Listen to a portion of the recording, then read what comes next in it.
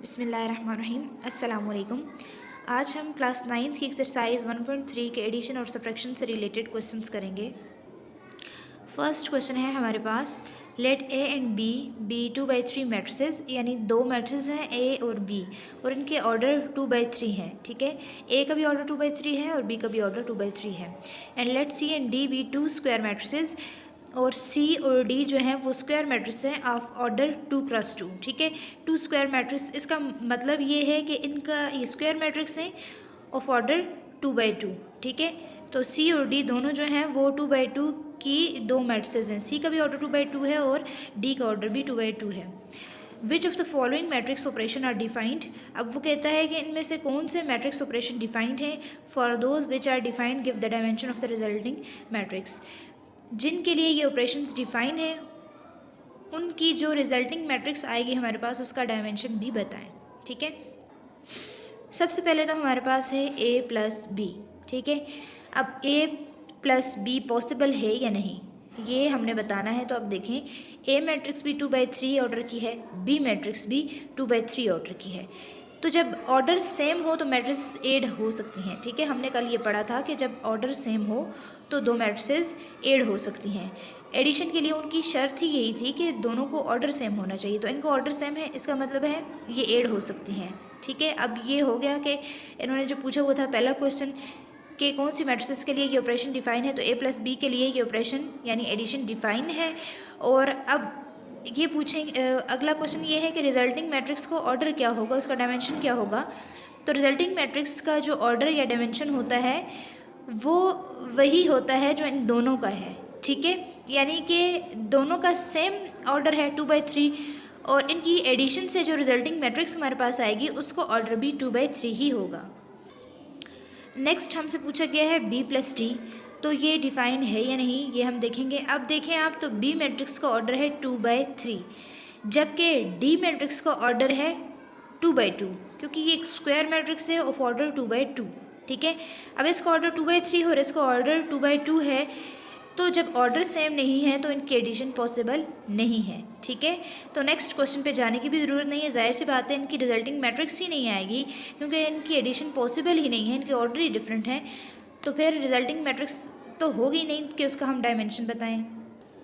Next हमारे पास है 3a - 2c।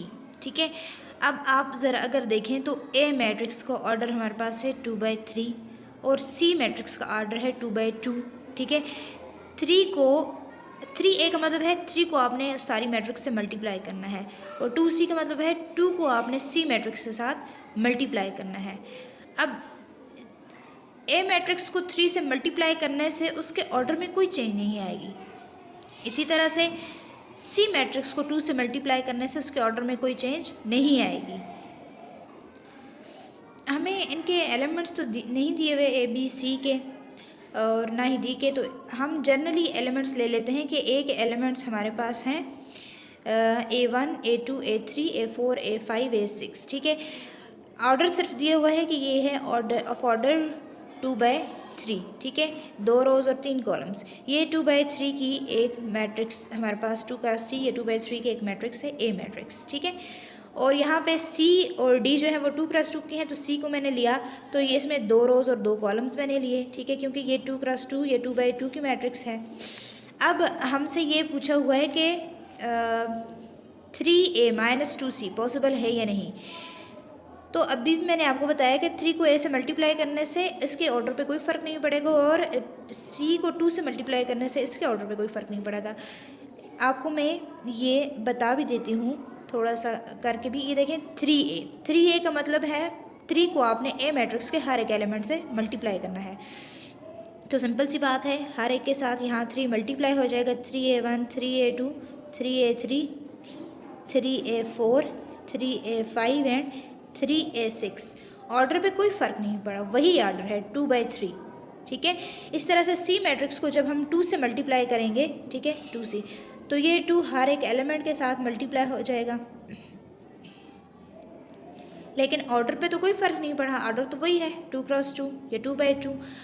अब 3a और 2c सब्ट्रैक्ट तब होंगे जब इन दोनों को ऑर्डर बिल्कुल सेम होगा, जबकि 3a का ऑर्डर 2/3 है या 2x3 है, और 2C का ऑर्डर 2x2 या 2/2 है। ठीक है, तो इसका मतलब है ये दोनों सब्ट्रैक्ट नहीं हो सकती, क्योंकि हमने पढ़ा था एडिशन और सब्ट्रैक्शन के लिए जो हमारे पास कंडीशन है वो ये है कि इन दोनों के ऑर्डर सेम होने चाहिए। ठीक है, तो अब जबकि 3A और 2C के ऑर्डर ही सेम नहीं है तो ये सब्ट्रैक्ट नहीं हो सकती।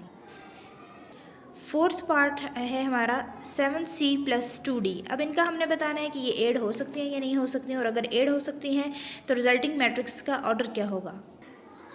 हमने फाइंड करना है 7C + 2D। तो यहाँ पे 7C पहले फाइंड कर देते हैं। 7 को हमने C मैट्रिक्स के साथ मल्टीप्लाई करना है, जिसका मतलब है कि 7 को हमने मैट्रिक्स के हर एक एलिमेंट के साथ मल्टीप्लाई करना है। ठीक है, ये आ गया। ये जनरल हमने 2x2 की मैट्रिक्स ली हुई है। उन्होंने सिर्फ ऑर्डर बताया हुआ है कि C और D जो है वो 2x2 की मैट्रिसेस हैं, और एलिमेंट्स हमें नहीं बताया। एलिमेंट हमने खुद से एज्यूम किए हैं। C के element C1, C2, C3, C4 और D के element D1, D2, D3, D4। ठीक है, तो अब ये 2/2 की मैट्रिक्स थी, और 7C जब हमने इसको 7 से मल्टीप्लाई किया तो ये 7 इसके हर एक एलिमेंट के साथ मल्टीप्लाई हुआ, मगर ऑर्डर पे तो कोई फ़र्क नहीं पड़ा। किसी रियल नंबर को किसी मैट्रिक्स से मल्टीप्लाई करने से उसके ऑर्डर पे कोई फ़र्क नहीं पड़ता। ठीक है, ये अब भी 2x2 या 2/2 की मैट्रिक्स है। अब 7C हो गया। अब हमने इसको ऐड करना है 2D में, तो पहले हमें 2D फाइंड करना पड़ेगा।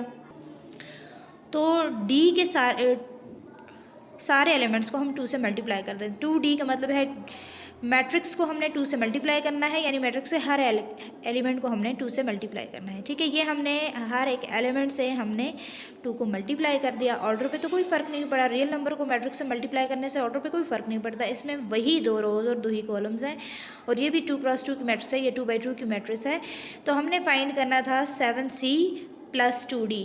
तो 7C का भी ऑर्डर हमारे पास 2x2 है, 2/2 है, और 2D का ऑर्डर भी 2x2 या 2/2 है।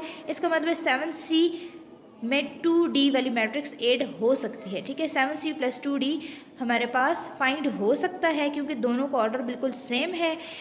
तो इनका जो रिजल्टेंट आएगा वो भी 2x2 की ही मैट्रिक्स होगी। ठीक है, हमने ऑर्डर बताना है कि रिजल्टेंट मैट्रिक्स का ऑर्डर क्या होगा। तो जो इन दोनों मैट्रिक्स का ऑर्डर होता है जो ऐड होती हैं, वही ऑर्डर रिजल्टेंट मैट्रिक्स का भी होता है। ठीक है।